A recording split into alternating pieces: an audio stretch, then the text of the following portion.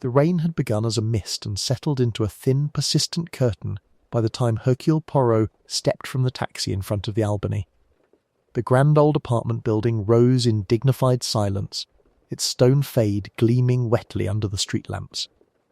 At the entrance, a uniformed constable stood guard, his expression mixture of boredom and unease. Poirot adjusted his hat with meticulous care, then ascended the steps, every movement precise despite his age. Inspector Japp was waiting just inside the lobby, hands in pockets, shoulders hunched.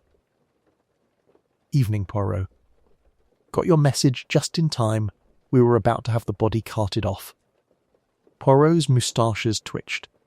"And deprive me of the first impression? That would be a crime equal to, perhaps even greater than, murder, mon ami." Japp snorted. "You won't find much to impress you." Locked room business. Banker. Dead as mutton. They took the lift to the 4th floor, the cage rattling faintly as they rose. Outside apartment 4B, another constable straightened. Inside, the drawing room was bright, almost aggressively so, every lamp switched on. On the Persian rug, beside a small mahogany writing desk, lay the body of Mr. Edwin March, senior partner at Claiborne & March, his eyes wide, his neat grey hair slightly mussed, as though death had surprised him in mid-discussion. A single wound marked him, a neat round bullet hole just above the heart. No sign of struggle. One arm lay stretched toward the desk, the other curled at his side. On the writing desk, directly before the dead man's chair, rested a porcelain saucer. On the saucer lay a single white sugar cube, untouched, beside a small folded scrap of paper. Poirot's gaze paused. "Ah," he murmured, "that is curious." "The curious bit," Japp said, "is that nobody could have got in or out. Front door was bolted from the inside with the safety chain on. Windows locked. Balcony?" He jerked his head. 4th floor, sheer drop. No sign of grappling hooks or acrobats.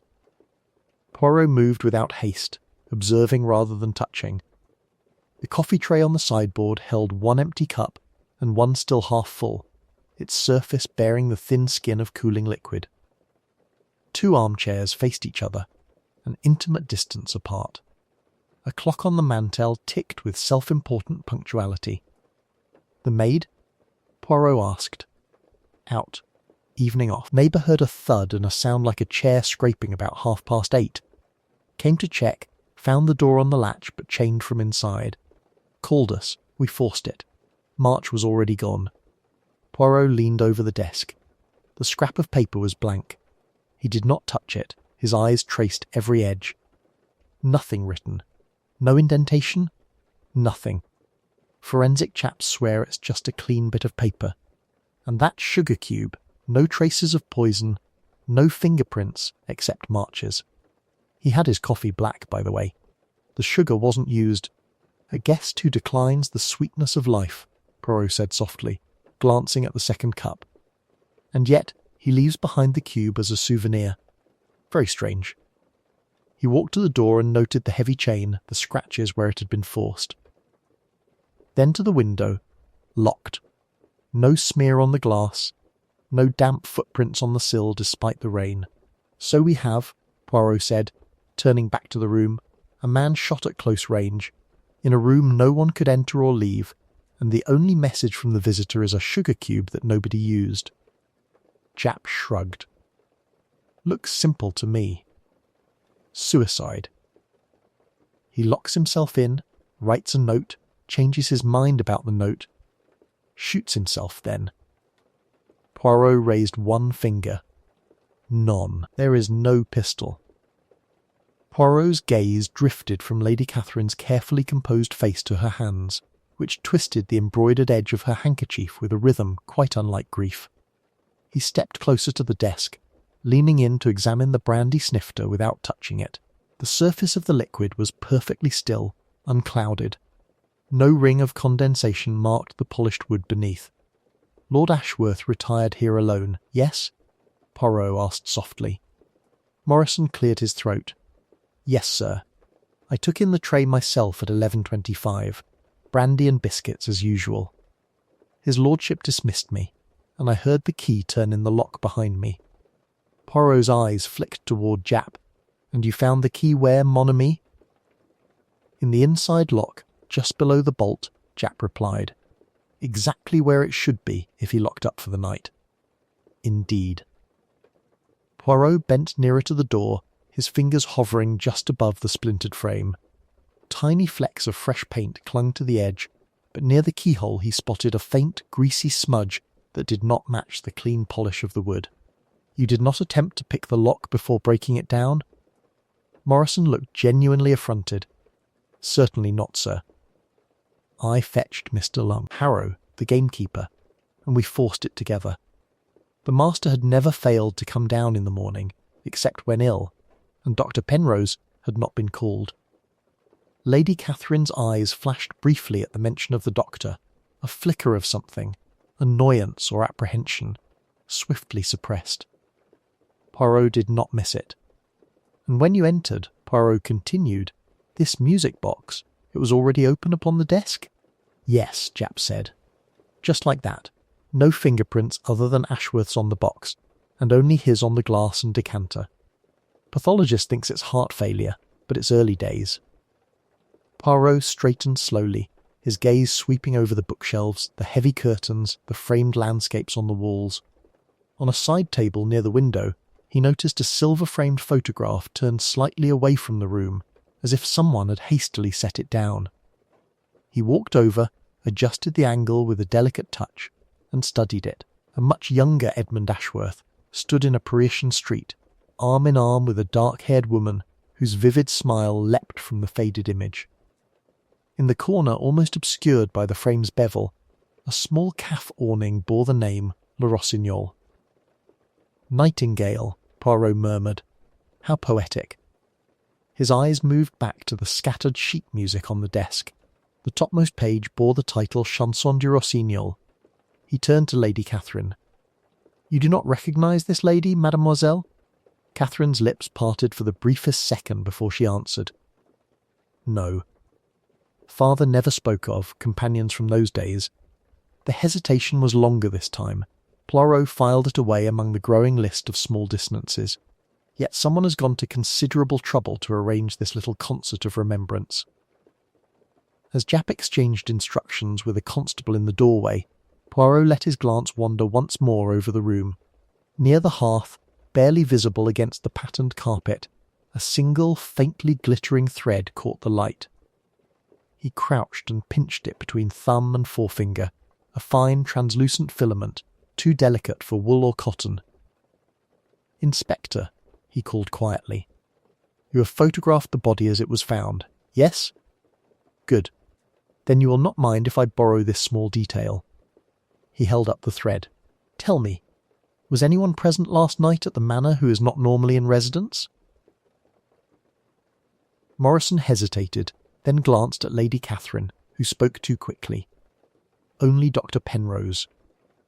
He came for dinner and left before 11. "Ah," Poirot said softly, his eyes narrowing with interest. "Only Dr. Penrose. And yet, mademoiselle, Morrison had not mentioned the doctor's visit at all."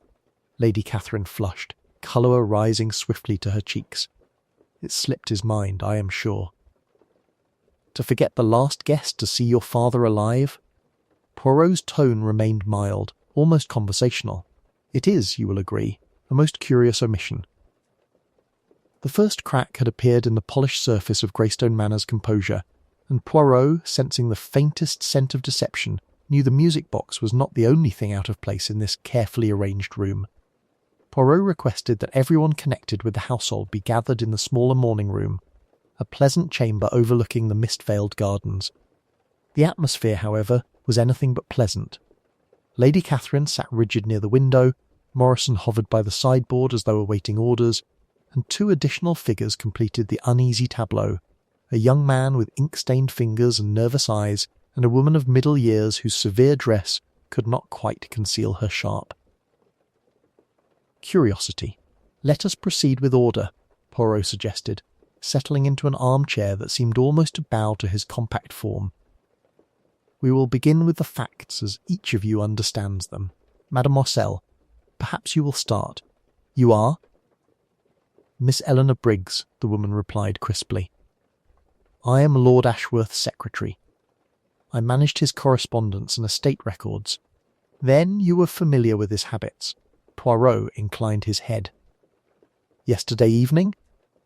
She folded her hands neatly in her lap. "His lordship dined at 7 as usual. Afterward we reviewed some accounts in the study until 9. He dismissed me, mentioning a letter he wished to compose in private. I saw him again briefly at 10:30 in the corridor outside the library. He appeared preoccupied, but calm. "And did you notice any unusual letters in recent weeks?" Poirot asked, his tone mild. Her gaze did not waver. Only the usual: tenants, legal matters, invitations. Nothing out of the ordinary. Poirot's moustache twitched almost imperceptibly. "Nothing from Paris, perhaps? Scented with lavender?" For the first time, Miss Briggs hesitated. "There may have been a foreign envelope or two. I do not memorize postmarks, Monsieur Poirot." "Yet as secretary you would undoubtedly recall anything that disturbed your employer's composure," Poirot replied softly. "We shall return to that." He turned to the young man, who straightened instinctively. "And you, monsieur?" "Arthur Lytton, sir." Act as Lord Ashworth's assistant in the library. Cataloguing, research, that sort of thing." He pushed his spectacles up his nose with ink-stained fingers. "Your movements last evening, Monsieur Lytton?" "I worked in the West Wing archive until 10, he said, speaking too quickly. "Then I went to my room. I heard the clock strike 11 and read for a while. I didn't leave my room again until Morrison knocked everyone up this morning." Lady Catherine's cool voice cut across the room. "Arthur, that is not quite accurate. I saw you on the landing at 10:30, coming from father's rooms." Colour rose in Arthur's cheeks. I had forgotten. His lordship asked me earlier to fetch a volume from his private collection. I delivered it then. It slipped my mind." "A very convenient slip," Japp muttered. Poirot regarded the young man with reflective interest. This private collection, it included works from his time in Paris, perhaps? "I wouldn't know, sir," Arthur replied too quickly. The cabinets were locked. He kept the keys. Poirot let the lie pass, turning his attention to Morrison. "Now, Monsieur Morrison, you will be so kind as to relate once more the events of the morning, exactly, if you please." The butler swallowed. "I knocked at 8 as always. No answer. I waited half an hour, then fetched Miss Briggs. We tried again. When there was still no reply, I went to Lady Catherine. She instructed me to force the door. It took 2 blows. The key fell from the inside. I picked it up and placed it on the table in the corridor. Lady Catherine's brows drew together. "No, Morrison. You handed the key to me. I remember distinctly I remarked that it felt warm, as if it had been recently held." The butler's eyes flickered in alarm. "My lady, in the confusion of—" "In confusion, yes," Poirot intervened gently, "but confusion reveals as much as it conceals. A key that is warm, a secretary who forgets disturbing letters, a young assistant who misremembers his errand. Each of you, I think, has adjusted the truth just enough to protect something you would rather keep hidden." He let his gaze travel slowly over their faces. No one spoke. Even Japp seemed momentarily silenced. "Very well," Poirot said at last. "If we cannot yet have perfect honesty, we shall settle for imperfect alibis. For somewhere among these little deceptions lies the motive for murder and the identity of our unexpected visitor." Poirot allowed the silence to stretch until it became almost unbearable, then moved with unhurried grace to a small occasional table where a silver cigarette box stood open. He closed the lid with a soft click, the sound punctuating his next words. "Let us for a moment consider the possibilities, mes amis. Each of you had contact with Lord Ashworth yesterday. Each of you possessed, in one form or another, a reason why his death might be convenient." Japp glanced up sharply. "You're saying one of them did it, Poirot?" "I am saying, mon ami, that motives sprout here like mushrooms after the rain. Whether any of them grew into murder, we have yet to determine. He turned first to Richard. You speak of railway development and investment, monsieur. Yet Lord Ashworth's diary makes repeated references to reckless proposals and family pressure. He wrote 3 days ago, Richard presses again. The scheme is untenable. I must refuse, regardless of blood. That does not sound like a harmonious business collaboration. Colour rose in Richard's cheeks. Uncle was conservative. I merely sought his support. A man has the right to seek capital where he can. Ah, but his refusal would leave you perhaps in difficulties? Debts, oui. The mud on your boots suggests late-night wanderings. Were you contemplating your precarious situation in the gardens, or admiring the view beneath your uncle's locked window? Richard's jaw tightened. I was at the inn until nearly 11, as I told the inspector. The landlord can confirm. Indeed he will, Japp muttered, making a note. And we'll see exactly what time you left there and arrived here. Poirot shifted his attention to Lady Catherine. You, mademoiselle, stand to inherit the bulk of this estate, do you not? A comfortable security. But only if your father did not alter his will in recent days. She met his gaze with sudden steel. I did not wish my father dead, M. Poirot. We disagreed about certain matters, charitable donations, the tenant's conditions, but I loved him. Whatever you imply about money is distasteful, yet you were the last family member to see him alive, Poirot said gently. You brought him his tea at 10:30. His diary notes, spoke with Catherine. She suspects something. Must decide tonight. Suspects what, mademoiselle? Her composure faltered. He was keeping something from me. Some correspondence. Some decision. I assumed it related to a change in the estate arrangements. He refused to explain. We parted, not on the best terms. Resentment, Poirot murmured softly. A powerful motive, though perhaps not your only one. You are intelligent, independent, yet tethered here by your father's wishes. Freedom might come more swiftly through tragedy than through patient negotiation. Her eyes flashed. If you are accusing me, say so plainly. I accuse no one yet, Poirot replied. I merely arranged the pieces on the board. His gaze settled finally on Morrison. And you, the faithful servant. 30 years in Lord Ashworth's employ, yes? 32, sir, Morrison answered, voice subdued. Long enough to know every secret passage, every habit, every weakness. The diary speaks of M's request and loyalty strained to breaking. What request did your master make of you, Morrison? The butler swallowed, his Adam's apple bobbing. His lordship asked me to destroy certain letters, those from Paris. He said they concerned an indiscretion of his youth. I complied, mostly, but I kept one, thinking he might regret its loss. It is not my place to say more. Oh, but it is precisely your place, Poirot said softly. For you too have a motive, blackmail perhaps, fear of dismissal if the truth emerged. You control access to this house, to keys, to routines. A locked door is only an obstacle to those who do not possess the keys, n'est-ce pas? Japp leaned back, exhaling. So we've got a desperate nephew, a resentful daughter, and a butler who knows too much. That still doesn't explain our Parisian lady, or how anyone got in and out of that study. Just so, Poirot agreed. Each of you presents a motive, an opportunity, a half-truth.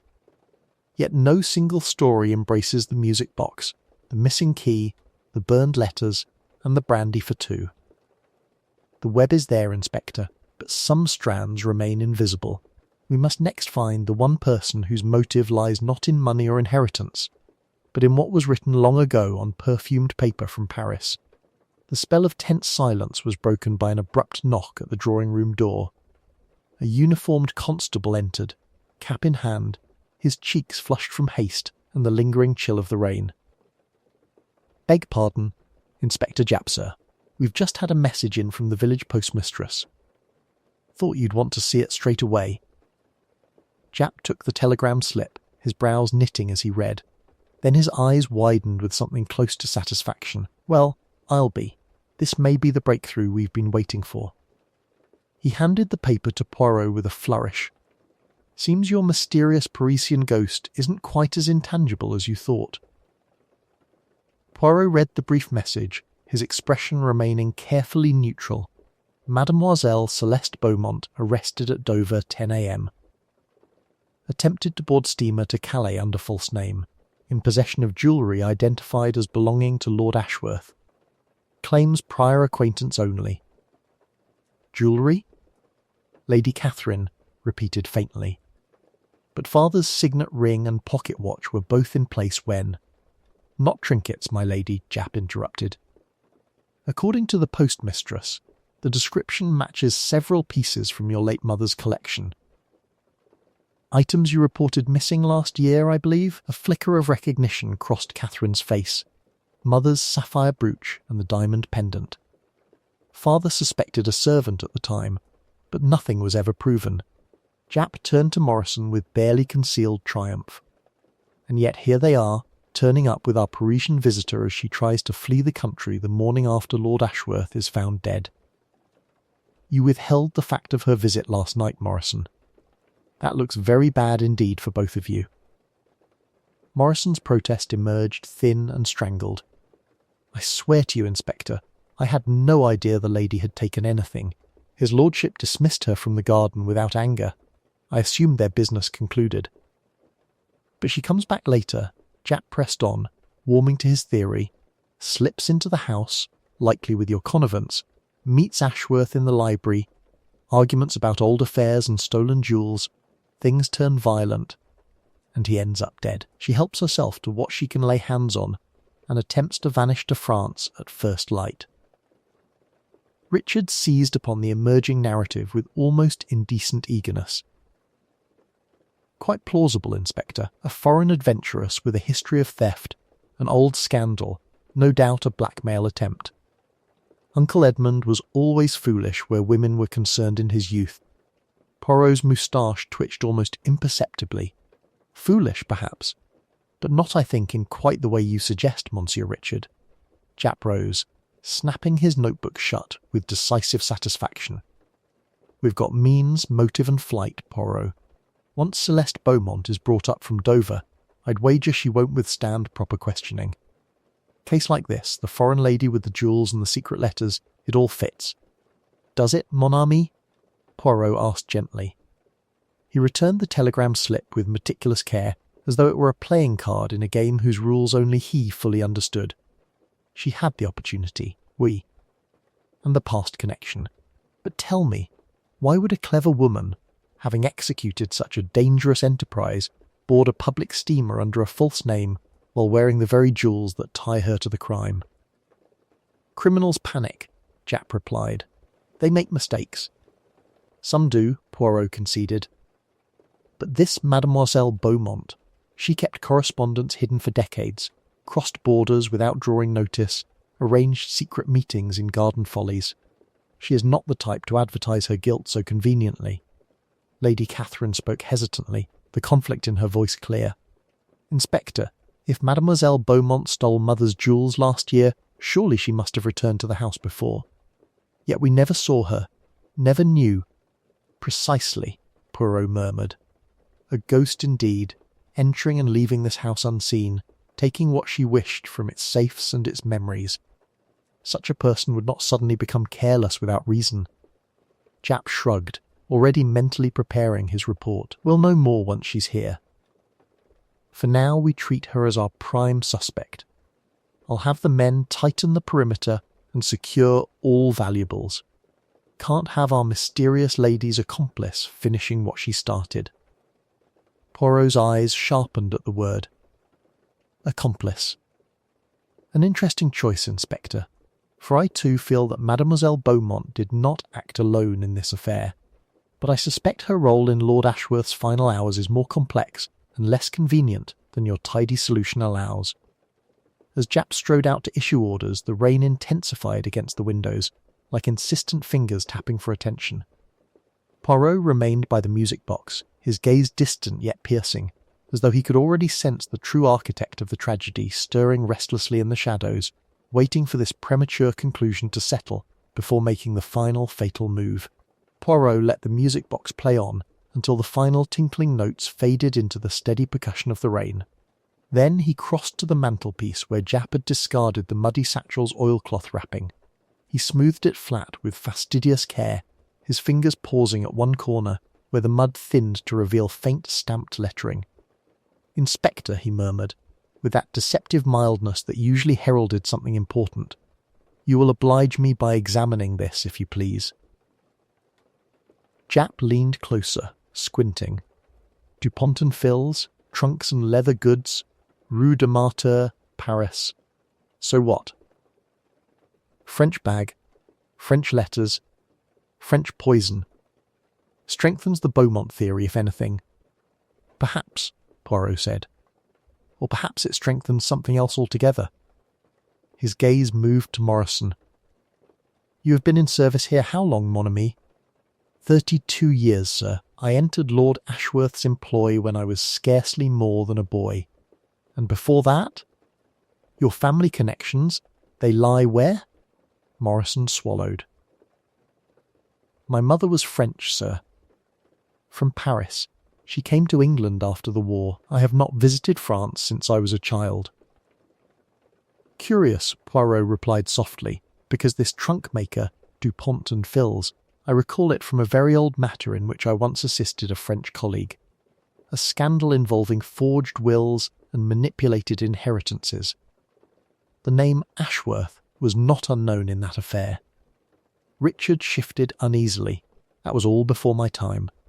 My father mentioned some unpleasantness in Paris once, legal disputes, he said, but Uncle Edmund put it behind him.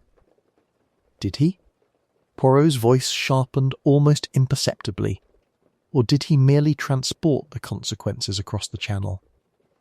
These letters, he tapped the preserved bundle, speak not only of passion, but of intention. See here, you promised you would make provision, Edmund. Our child shall not grow up nameless and unacknowledged. Lady Catherine's eyes widened. Child? Father never. None, Poirot interrupted gently. He never spoke. That is precisely the pattern of Lord Ashworth's life. Appearances carefully tended, uncomfortable truths buried. But buried things they have a habit of working their way to the surface again, like this satchel beneath the oak. Japp frowned. Are you suggesting Beaumont's child might still be alive? That this is all about some ancient illegitimacy claim? Not merely a claim, Poirot answered. A connection. Look more closely at the handwriting on these younger letters, Inspector. Not the early passionate ones from Celeste, but the later restrained correspondence requesting only justice. He laid 2 envelopes side by side, one from the burned fragments in the fireplace, the other from the satchel. The elegant loops, the slight rightward slant, the distinctive way the capital B curled back on itself. Mademoiselle Celeste Beaumont continues writing decades later, Poirot said. But people do not remain Mademoiselle forever. They marry, perhaps. They take other names. And sometimes their children take other paths entirely. His gaze rested once more on Morrison, whose pale face had taken on a stunned, almost stricken cast.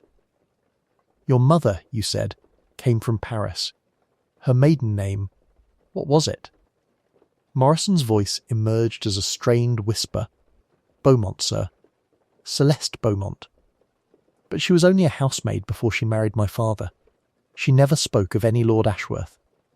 Of course not, Poirot said softly, because when she came here, your master had become a respectable English peer, and she a mere servant, unable to claim publicly what was privately owed.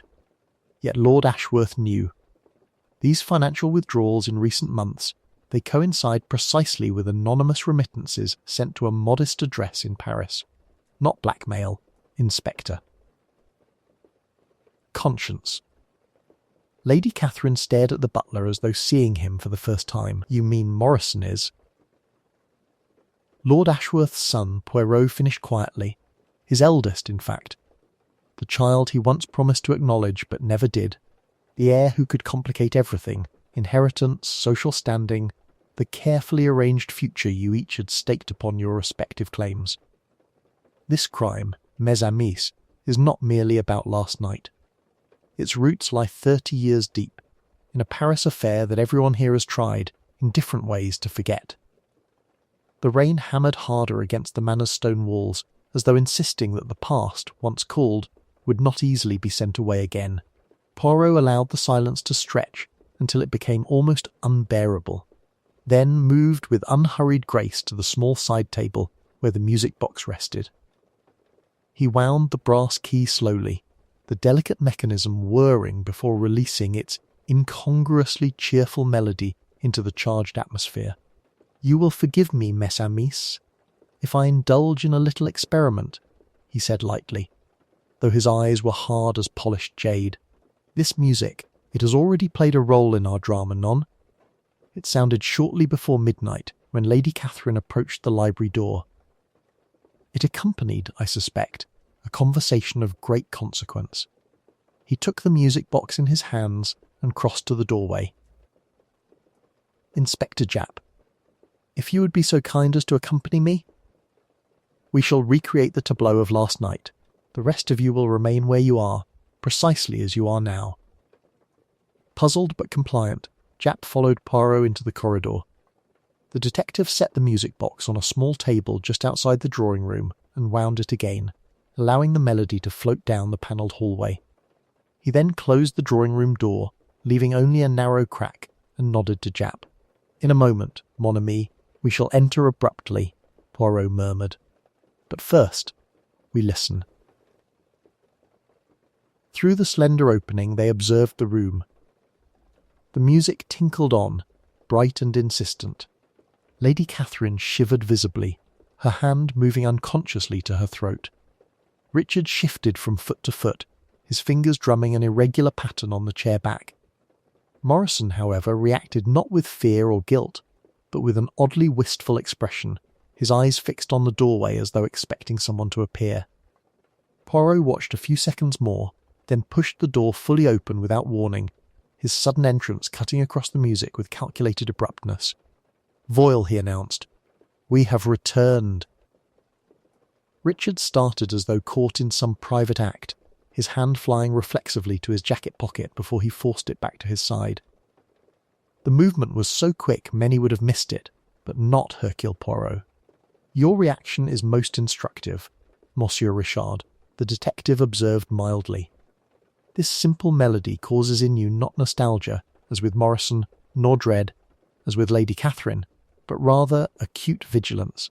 The hand to the pocket, the sudden calculation in the eyes, these are the reflexes of a man who fears exposure, not of one reliving unpleasant memories." Richard attempted a laugh that fell flat in the charged room. "Old nerves, Poirot. The whole situation has us all on edge." "Undoubtedly," Poirot agreed smoothly. "Yet your nerves appear especially attuned to this particular sound, perhaps because you heard it last night not as a curious intrusion, but as a signal? The moment when a private conversation between Lord Ashworth and Mademoiselle Beaumont concluded, and you, listening from the corridor or the adjoining room, knew it was time to act." He turned to Japp. "Inspector, might I trouble you to ask each person present a simple question, one at a time, and without interruption? What were you doing precisely when this melody first played last night?" "The order is important. We shall begin with Lady Catherine, then Morrison, and finally Monsieur Richard." Japp complied, his tone brisk. Lady Catherine described her restless pacing, the decision to leave her room, the approach to the library door. Morrison spoke of polishing the silver in the pantry, the faint music reaching him as a distant echo. But when the inspector's gaze settled on Richard, the younger man's practised composure faltered completely. I was in my room," he began, then paused as though stumbling over an invisible obstacle. "No, that's not quite accurate. I was near the landing, considering whether to speak with my uncle before bed. When I heard the music, I decided against it and returned to my chamber." Poirot's eyes gleamed with quiet triumph. "An interesting evolution of truth, monsieur. from in your room to near the landing in the space of a single breath. You see, the little grey cells are most sensitive to such adjustments. They suggest not the clarity of innocent memory, but the improvisation of a man constructing his alibi even as he speaks. The detective moved closer, his voice softening but losing none of its precision. The music box was no mere sentimental relic last night. It was a signal, a curtain rising and falling on the final act of a drama you believed only you would survive. And your reaction just now, when the melody played unexpectedly, revealed far more than any formal interrogation could ever obtain. The tension in the drawing room had tightened to a near breaking point when Japp, sensing that Richard stood on the precipice of confession, rose heavily from his chair. "I think we'd best remove Mr. Richard Ashworth to the village station for a proper statement. Hendricks, keep an eye on that music box, the journal and all those blasted letters. Until we sort through this, they're our strongest pieces of evidence." Hendricks nodded smartly and moved to gather the items, stacking the diary, letters and music box carefully on the escritoire. The laudanum bottle and small glass vial were placed beside them, forming a grim little shrine to motive and method. Poirot watched the constable's movements with narrowed eyes, his instincts pricking at some undefined unease. "Inspector," he murmured quietly, "perhaps it would be wise to assign a second officer to guard these documents. When a criminal feels the net tightening, his first impulse is not escape but erasure, of evidence, of history, of truth." Japp grunted assent and signalled to another constable by the door. "Riggs, you stay here. Nobody touches a thing without my say-so. Understood?" "Yes, sir." They had scarcely finished these arrangements when the manor was plunged momentarily into darkness as a low rumble of thunder rolled overhead, and the electric lights flickered violently before failing altogether. An instant later, a sharp crack somewhere outside suggested a tree or line had taken the brunt of the storm's displeasure. Only the grey wash of afternoon light through the rain-streaked windows prevented the room from being submerged in total shadow. Confounded modern wiring, Japp cursed. "Riggs, fetch some lamps from the servants' quarters. Hendricks, you!" But Hendricks was already moving, his silhouette visible against the dim corridor as he disappeared in search of candles or oil lamps. The storm's howl briefly filled the gap left by his departure before the manor settled once more into tense, muffled quiet. Poirot remained still, his posture deceptively relaxed though his senses were alert to every whisper and movement. The momentary chaos had created precisely the kind of opportunity a desperate mind might exploit. His eyes flicked to Richard, who stood rigid near the drapes, and then to Morrison, whose hands were clenched so tightly that the knuckles shone white in the dim light. Riggs returned within minutes, his arms laden with tarnished brass candlesticks and half-burned candles hastily scavenged from sideboards and closets. The weak flames that soon flickered to life cast unsteady shadows across the room, transforming familiar faces into masks of exaggerated relief and dread. But when they turned back to the escritoire, a collective intake of breath confirmed Poirot's unspoken fear. The small glass vial that had rested beside the laudanum bottle was gone. Japp swore under his breath, his heavy features tightening in fury. "Which of you touched this table?" His gaze swept across the room, hard as gunmetal. "Hendricks? Riggs? Lady Catherine? Morrison?" "No one came near it, sir," Riggs protested. "I was out of the room only long enough to fetch the candles. When I returned, everyone was where I left them." "Everyone visible, perhaps," Poirot corrected softly, his eyes already scanning the room's architecture. "But recall, Inspector, that this manor was designed for discretion alongside grandeur. Service corridors, concealed doors, interconnecting rooms, all of which might allow a skilled occupant to approach and withdraw unseen during a moment of distraction." Lady Catherine's face blanched further, if such were possible. "You think someone in this house removed that vial? But for what purpose if it contained only water?" "Ah, but we know it contained only water now," Poirot replied evenly. "Suppose its true contents had been exchanged earlier, before our experiment, before our inspection. Someone wished to ensure that whatever poison was used to dispatch Lord Ashworth could never be chemically identified. When the lights failed, they seized a final opportunity to destroy the remaining trace." Richard's voice emerged rough with barely contained panic. "So now you're saying we may never prove how he was killed? That this entire investigation rests on assumptions and circumstantial evidence?" "The criminal certainly hopes so," Poirot agreed. "The removal of that vial confirms one crucial truth. Our adversary remains active, resourceful, and dangerously close. Someone within these walls fears the complete revelation of method as much as exposure of motive, and is prepared to act under the very noses of the police to conceal it." He turned slowly, his gaze resting in turn on each strained, candlelit face. "We have progressed beyond simple suspicion, mes amis. We now contend with an enemy who not only kills but manipulates the machinery of justice itself. From this moment forward, trust must be earned, not assumed." The storm deepened as evening drew its grey curtain across Greystone Manor, the rain now a relentless assault against stone and glass. Lamps were lit in the corridors, casting wavering pools of light that did little to dispel the growing sense of siege. Japp had doubled the constable's patrols and ordered all exterior doors secured, yet an unease coiled in the air, an awareness that their elusive adversary had not yet exhausted his repertoire of tricks. Poirot insisted the household reconvene in the drawing room while Japp organised a systematic search of the manor. Lady Catherine, pale and drawn, sat rigidly by the fire. Morrison stood near the door, as though uncertain of his right to occupy the same elegant space as those whose secrets had defined his life. Richard maintained a position calculated to suggest wounded dignity rather than cornered desperation. "You will remain together," Poirot instructed, his tone brooking no argument. "The wolf prefers isolated prey." "We shall not oblige him." Japp departed with Hendricks and another constable to examine the grounds and upper floors for any sign of intrusion beyond Richard's contrived tableau. The house settled into a tense stillness, broken only by the ticking clock and the storm's fury. Poirot moved between fireplace and door with measured steps, his mind arranging the puzzle's pieces into an increasingly coherent pattern. It was Morrison who first broke the silence.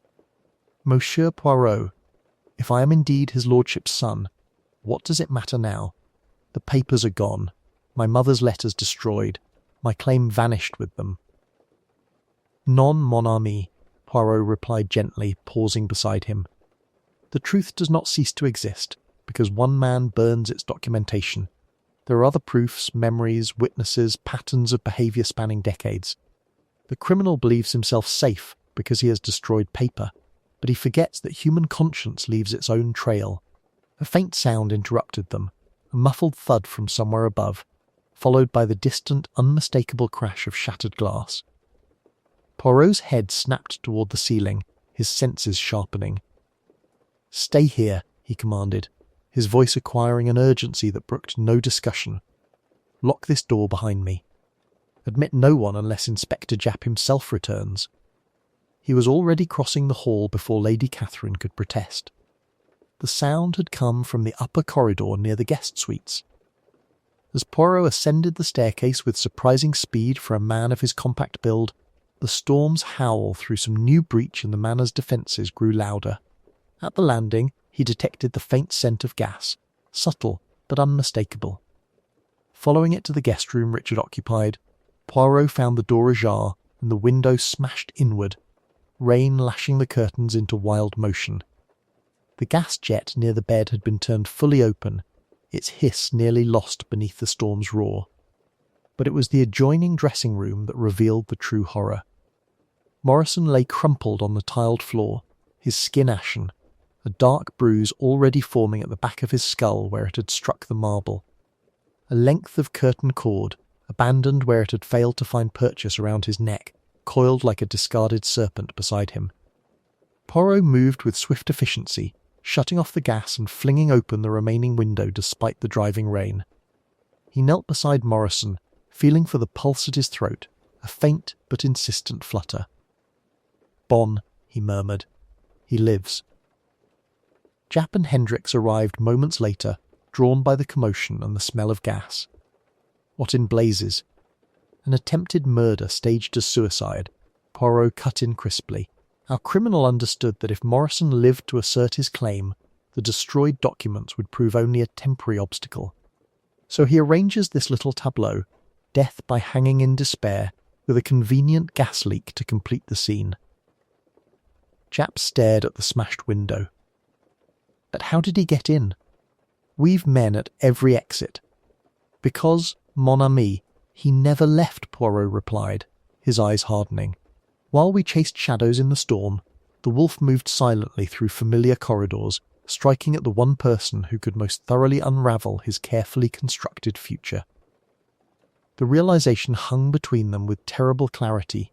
They were not merely reconstructing a past crime, but racing against a killer who remained several moves ahead, willing to strike again without hesitation to protect his secret. The house doctor emerged from the servants' hall, spectacles misted, hands still smelling faintly of carbolic. His grave expression told the story before his words confirmed it. The dose was heavy, Inspector. I have done what I can. If he lives through the next hour, he may yet recover, but I cannot promise. Poirot inclined his head with solemn gratitude. We must hope, Docteur. There is much that M. Morrison alone can confirm. Yet even as he spoke, his gaze had drifted not toward the butler's room, but back to the music box and the scattered documents upon the table. The little grey cells, long teased by misdirection and staged evidence, were at last beginning to align in a precise, unmistakable pattern. He picked up Celeste Beaumont's journal again, turning through the final pages with meticulous care.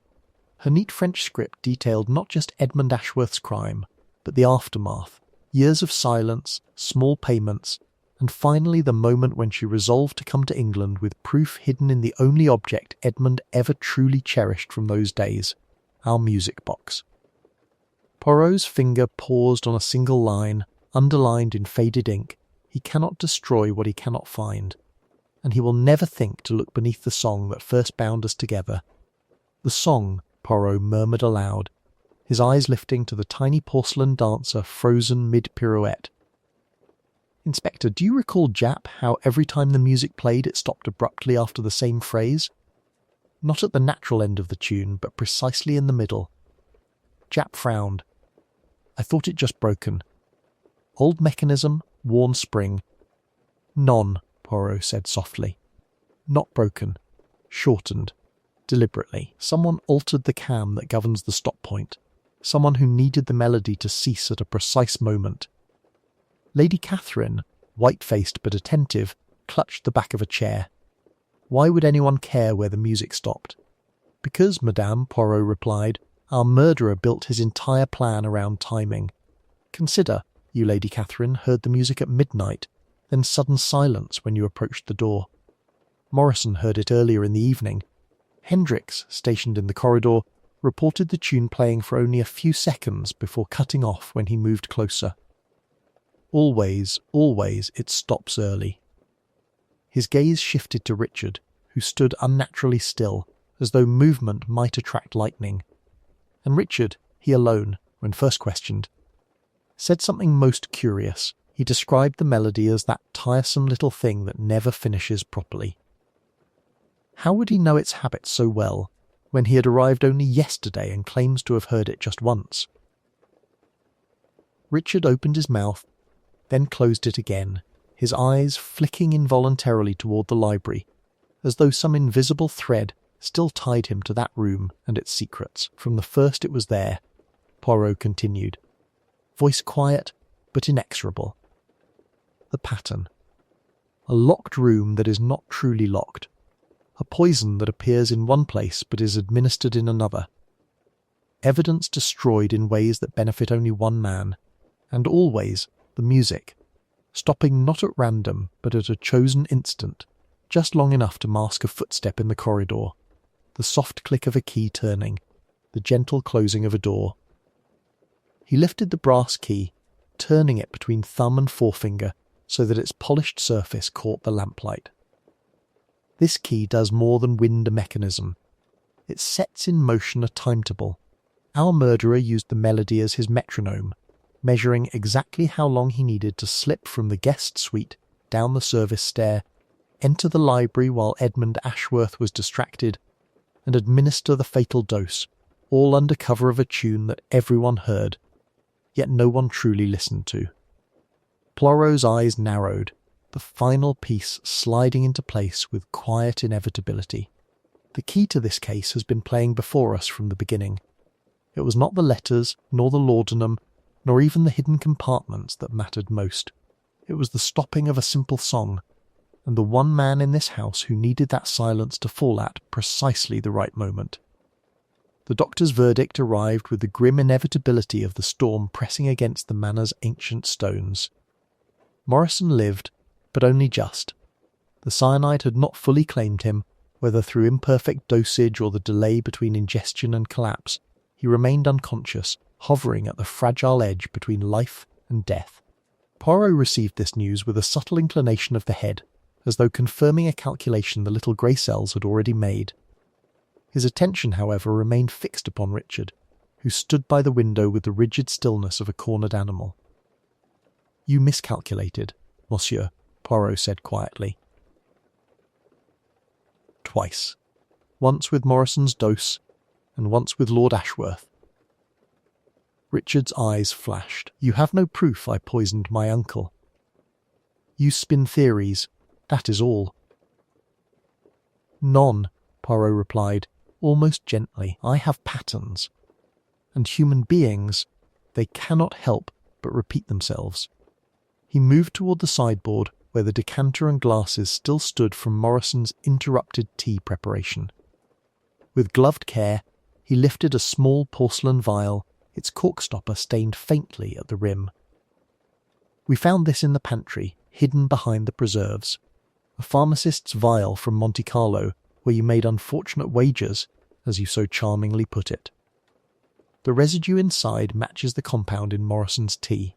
Not laudanum, not some romantic poison of Victorian melodrama, but something you acquired in the very city where your debts began destroying you."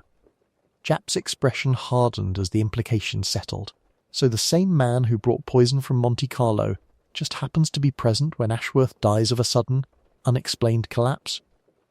That's one coincidence too many mine. But it is not the financial ruin alone that explains our monsieur," Poirot continued, his voice softening with unexpected pity. "No, the money, it is merely the surface cause, the visible crack in a much deeper fracture." He turned fully to Richard. "All your life you were told a story, n'est-ce pas? That your father was an unfortunate businessman, that misjudgment, not treachery, led to his imprisonment and death, that your Uncle Edmund, stern but fair, stepped in as benefactor and moral example. You admired him, resented him, depended on him, and in secret you competed with him." Richard's jaw tightened, but he did not speak. "When you discovered the truth in Celeste Beaumont's journal," Poirot pressed gently, "you learned that your revered uncle was not your saviour, but your father's betrayer, that the fortune you hoped to inherit had been stolen from the very man whose name you bear. It is not merely greed that drove you, monsieur. It is identity." Lady Catherine's voice trembled into the silence. "Identity? Oui, madame. Imagine the violence done to a man's soul when he learns that every story of his life has been a lie. Richard's entire existence balanced on two beliefs, that Edmund Ashworth was just, and that the Ashworth fortune would someday restore his family's honour. When both pillars collapsed in a single night, what remained? A hollow man, constructed of other people's choices." Richard laughed then, a short, bitter sound. "What do you know of it, Poirot? To discover your father rotted in prison while the man who condemned him built a legacy on that theft? To see that same man preparing to hand it all, not to you his blood, but to a servant's bastard son? Morrison is not your enemy," Poirot replied. "He is your mirror. Another child shaped by Edmund Ashworth's cowardice. One granted money without truth, the other truth without justice. Your hatred of him was merely displaced hatred of your uncle, and, ultimately, of yourself." Richard's composure finally shattered, anger flaring through years of tightly controlled resentment. He was going to sign it all away that night. "Do you understand? Everything, title aside, transferred to Morrison. And then he spoke of atonement, of putting ghosts to rest, as if a signature could erase my father's bones in some French graveyard. "So you made your own atonement," Poirot said softly. "You poisoned the brandy meant for reconciliation, turned a night of long-delayed truth into a final act of control. You could not bear a world in which Edmund chose Morrison over you, in which your father remained the betrayed and Edmund the penitent. Better, in your mind, that Edmund die unpunished, and that you, by seizing his fortune, correct the original injustice by becoming what he had been." Richard's eyes burned with a terrible, lucid fury. "I wasn't stealing. I was taking back what was ours." And in doing so, Poirot concluded, "You became exactly the thing you hated most, a man who kills to rewrite the story of his own past." The words hung in the air like a final judgment, revealing that beneath the layers of greed and calculation lay something far more tragic, a life consumed by the need not merely to possess, but to become the author of a history that had always been written by others. Poirot's gaze did not leave Richard's face as the confession settled over the room like toxic fog. Outside, the storm clawed at the windows, but inside, the true violence was psychological, coiled and waiting for its final release. "You have been most eloquent, Monsieur Richard," Poirot said quietly. "Yet, despite your philosophy, there remains the small matter that even the avenging angel must submit to earthly justice." Richard's expression tightened. "You think I will stand in a dock and let a jury of shopkeepers weigh motives they could never understand? I have fulfilled the only justice that mattered. What follows is of no consequence to me." "Ah, but there you are mistaken," Poirot replied gently. "What follows is of immense consequence to Lady Catherine, to Morrison, perhaps even to the memory of your father, whose name you claim to vindicate with such barbarous precision." He stepped aside, revealing Japp, who had quietly taken position near the door, 2 uniformed constables at his back. Yet Poirot lifted a hand, forestalling the inspector's move. "One moment, mon ami. There remains a final clarification, a small but essential detail without which the pattern is incomplete." Richard's eyes narrowed. "This is over, Poirot." "On the contrary," Poirot replied, his voice suddenly sharp as a rapier. "You have confessed in every way that matters, yet you have not realised that you stand already in the trap I prepared the moment Morrison spoke of the second key." He turned toward the open doorway, raising his voice slightly. "Dr. Halliday, if you please." The village doctor stepped in, removing his spectacles and polishing them with measured calm. "The butler will live, Inspector," he announced. The dose of cyanide was substantial but not quite fatal. Prompt treatment and a stomach pump have given him a fighting chance. He is weak but conscious and talking. A flicker of pure, unguarded panic sliced through Richard's composure. It was gone in an instant, but Poirot's keen eyes had already registered it. "Yes," Poirot said softly, advancing one deliberate step. "You see now, do you not? You failed in the one act that mattered most to preserve your narrative. Morrison's testimony will confirm what these documents already reveal, that you visited his mother before her death, that you questioned her about the music box, the Paris years, the prison. And now he adds something you did not expect." He produced a neatly folded scrap of paper. Before he collapsed, Morrison had already written a brief statement at my request. Merely a precaution, you understand. He noted a conversation from last night, you suggesting that he avoid bringing tea personally, that the footman might do it instead, in case he felt unwell. Richard's mask cracked fully now. "He wasn't meant to drink it," he snapped. "I meant it for you, Poirot. You with your damned little grey cells, picking at threads I had tied so perfectly." Japp swore under his breath. Poirot inclined his head slightly, as if acknowledging a compliment. "So we add attempted murder of the detective to the catalogue of your crusade for justice. You see how righteousness becomes quite indistinguishable from monstrosity when allowed to run unchecked?" Richard's hand twitched toward his jacket pocket. The constables tensed, but Poirot's voice cut through the moment with surgical precision. "Do not, I beg of you. A pistol, perhaps? It would be very dramatic, certainly, but quite futile. There are 3 armed officers between you and the door. The telephone lines are engaged, and the roads are flooded. You will not outrun either the law or your own conscience.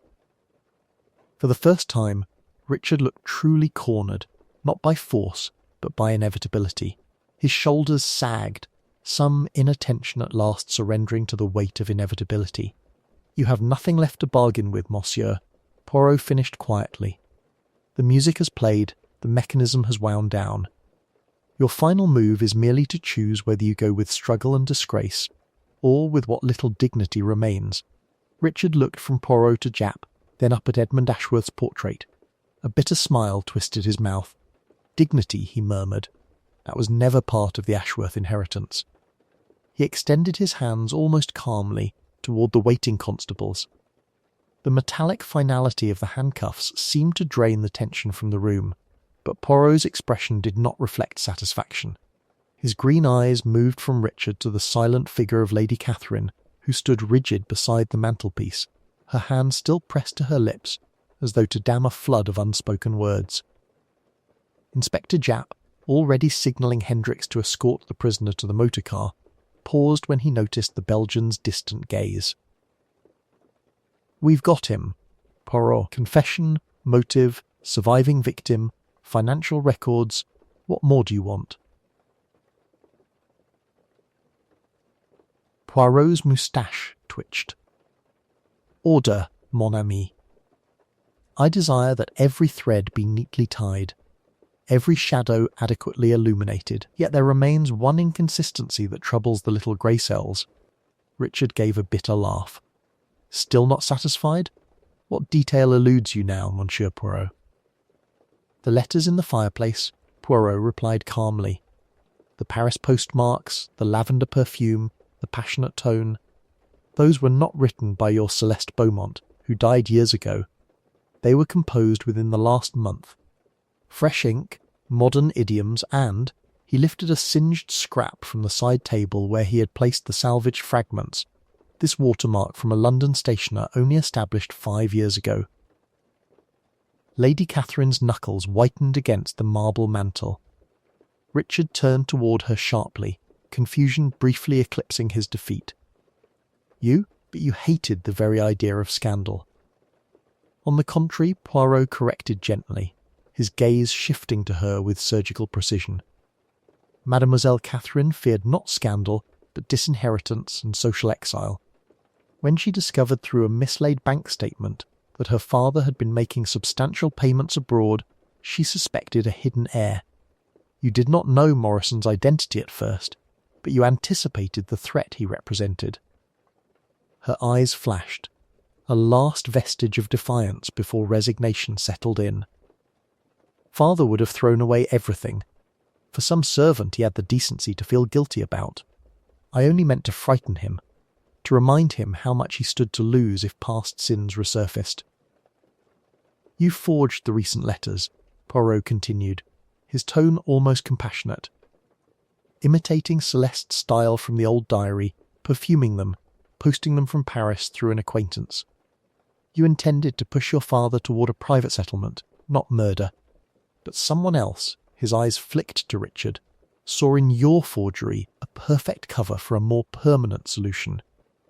Richard stared at her, realization dawning with cruel clarity. "So it was you who resurrected Celeste. Without your letters there'd have been no Parisian ghost for me to hide behind.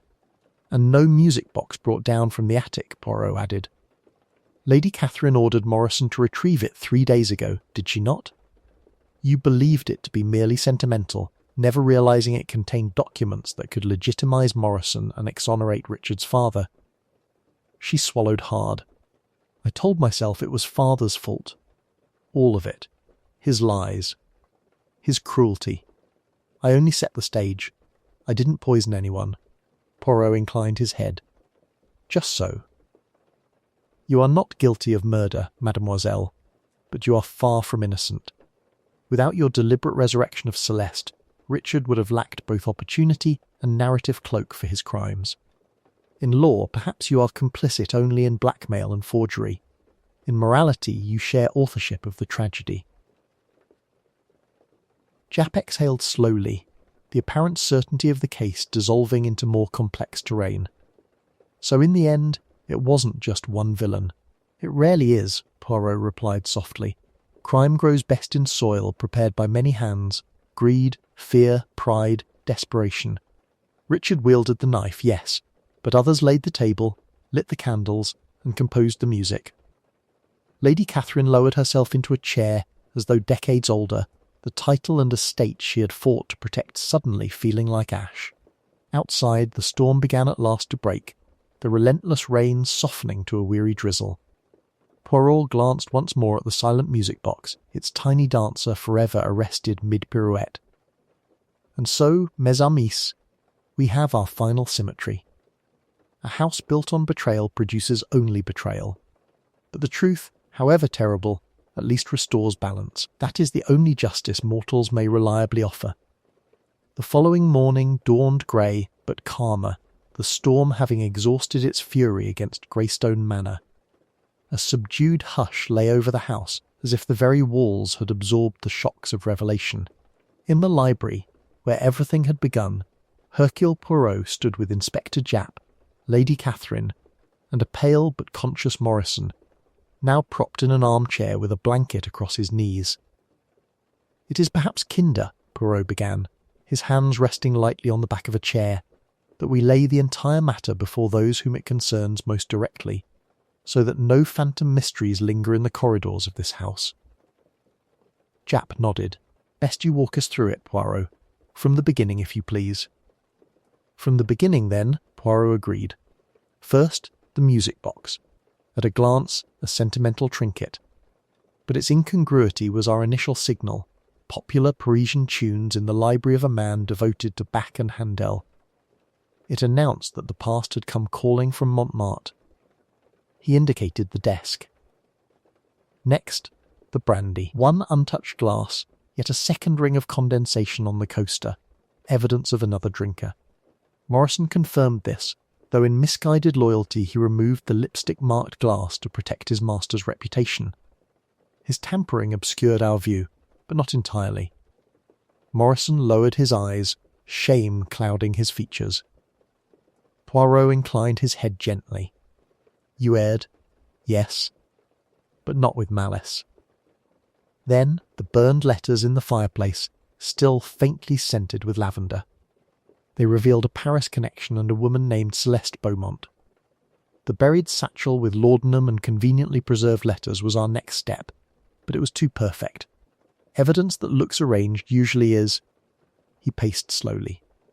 The laudanum's level, half empty when only drops were needed, and the implausibility of carefully preserved love letters being suddenly buried in wet soil told us someone was manufacturing a story about a vengeful woman. At that stage we saw manipulation, but not yet the manipulator. Lady Catherine's hands twisted her handkerchief, but she met Poirot's gaze with exhausted honesty.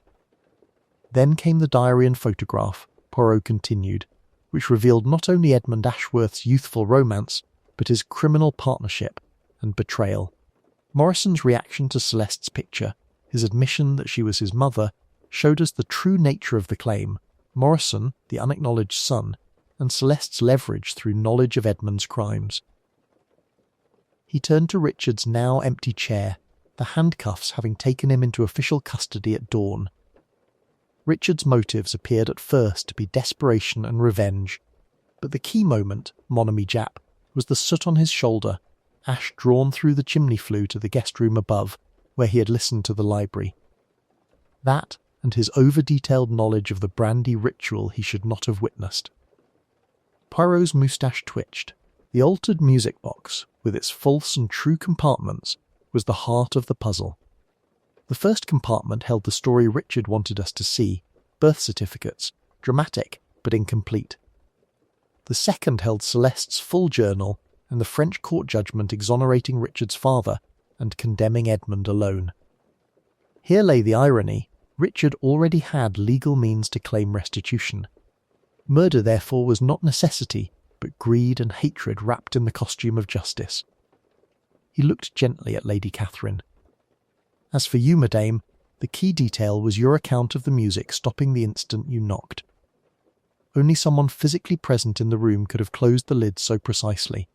The ash on your hem, the absence of your footprints in the garden despite your claim to have retreated that way, these told me you had entered through the concealed door, burned the letters, and in compassion held the glass to your father's lips, thus unwittingly delivering the poison.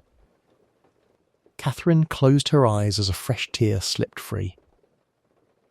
Morrison's hand, trembling but steady, reached across to cover hers. Justice takes many forms, Poirot finished quietly. The law will deal with Monsieur Richard for the murders he planned. Your burden, Lady Catherine, and yours, Morrison, lies not in legal tribunals but in memory and conscience. Yet remember this, intention matters. There is a vast gulf between the hand that mixes poison and the hand that seeks only to comfort the dying. He straightened his tie, the meticulous gesture a small anchor in the room's emotional turbulence. As for the hidden clues, the music that lasted too short a time, the glass with no lips yet a coaster with 2 rings, the over-preserved letters buried in fresh earth, the soot on a shoulder, the too convenient intruder fleeing into the rain, each was a whisper. Together, they formed a voice that spoke most clearly. Look closer, Hercule Poirot. All is not as it seems. He glanced once more about the library, the broken door, the extinguished hearth, the silent music box. And so, mes amis, we have obeyed. The truth is not pretty, but it is whole. In such matters, it is all that a poor detective can offer. The storm had dwindled to a fine mist by the time dawn crept over Greystone Manor, turning the soaked lawns into sheets of dull silver. Poirot stood in the gravel drive beside the waiting motor car, his valise already stowed, his patent leather shoes placed with mathematical precision upon the worn stones. Behind him, the manor's windows glowed faintly in the grey light, less like a home than a shell left after some great storm had hollowed it out. Inspector Japp snapped his cigarette case shut with a sigh. Well, it's a grim business, even with the case wrapped up. Richard will hang, no doubt of that. Morrison lives, but he'll spend the rest of his days wrestling with what might have been. And Lady Catherine... He shook his head. No law in England could condemn her for what was, in effect, an accident. But she'll condemn herself enough for 10 courts. Poirot adjusted his gloves with unnecessary care. The law, mon ami, concerns itself with acts. Morality concerns itself with intentions. But the heart, it punishes without either rule or mercy. Lady Catherine acted from love and ignorance, Richard from hatred and knowledge. The punishments will reflect that difference, though no judge pronounces them. Japp glanced back at the manor. Still, one thing sticks in my craw. If Celeste Beaumont has been dead these many years, who set the wheels in motion? Who pushed for her lover's exoneration in that French court, dug up the old securities scandal, and sent those certified copies to London? It's almost as if some ghost from Paris arranged the whole business. Poirot's moustache twitched. From his inner pocket he withdrew an envelope bearing a Paris postmark and delicate feminine script. The paper had been opened with surgical neatness. Japp recognised it as the letter that had arrived at Poirot's London lodgings 3 days before the tragedy, urging him without signature to observe Greystone Manor before old debts come due. You still think she is dead? Poirot asked quietly. The French prison records confirm the death of Richard's father, but Celeste Beaumont, her trail vanishes conveniently after her failed visit to Greystone 15 years ago. No death certificate, no burial record, only silence.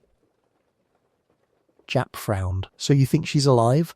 Somewhere in Paris, pulling strings? Alive, perhaps. Or merely clever, Poirot replied. This handwriting, compare it to the letters in Lord Ashworth's journal. It is similar, but not identical. Time changes the hand, grief alters pressure. Yet here, the flourishes are restrained, the loops smaller. This is the writing of someone who has learnt discretion after indiscretion. He replaced the letter, then looked back at the manor with an expression that mingled curiosity and regret. Someone ensured that the truth about Edmund Ashworth would not be buried with him. Someone arranged for those French court documents to appear at precisely the moment when their impact would be greatest. And yet, that same someone chose not to surface when the investigation unfolded. Why remain in the shadows when justice, at last, prevailed? Japp gave a short, humourless laugh. Maybe they preferred a private justice to a public one, or maybe they knew that once we pulled that first thread, the whole tapestry would come apart without any further help. Poirot inclined his head, but did not reply immediately. His gaze lingered on an upstairs window, where a pale figure stood half concealed by curtain, Lady Catherine, watching the departure of the man who had both saved and ruined what remained of her world. For a moment, their eyes met across the distance, and he lifted his hat with grave courtesy. She responded with the smallest of nods, then vanished into the dimness of the room beyond. As the motorcar pulled away, the manor receding into mist, Poirot allowed his thoughts to return to the unsigned Parisian letter, the meticulously timed exoneration, the vanished dancer whose music box had become both key and coffin. The case was solved, the murderer arrested, the dead accounted for. And yet one question walked beside him like an invisible companion. Had Hercule Poirot uncovered the last of Edmund Ashworth's secrets? Or merely the ones that someone, somewhere in Paris, had decided it was finally time for him to see? The little grey cells stirred at the thought, filing it carefully among other unfinished melodies, to be recalled when fate next chose to send an unexpected visitor across his path.